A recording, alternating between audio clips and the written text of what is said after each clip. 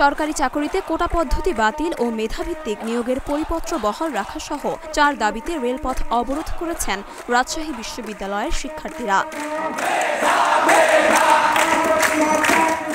সোমবার দুপুর 12টার দিকে বিশ্ববিদ্যালয়ের চারুকলা সংলগ্ন ফ্লাইওভারের নিচের রেলপথে অবস্থান নিয়ে শিক্ষার্থীরা আন্দোলন শুরু করেন। এ সময় রাজশাহীর সঙ্গে সারা দেশের রেল যোগাযোগ বন্ধ ছিল। এর আগে বেলা 11টার দিকে সকল হল থেকে প্যারিস রোডে জড়ো হতে থাকেন শিক্ষার্থীরা। পরে এক বিশাল মিছিল নিয়ে বিশ্ববিদ্যালয়ের প্রশাসনিক ভবন, একাডেমিক ভবন, মেয়েদের হল ও ছেলেদের হল হয়ে প্রধান সড়ক প্রদক্ষিণ করে এখানে এসে সমাবেশ শুরু করেন তারা।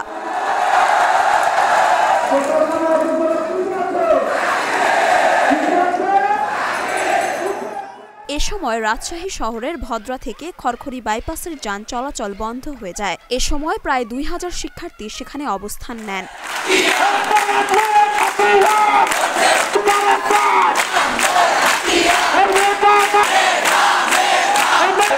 মরিয়ম মিম, ঢাকা পোস্ট।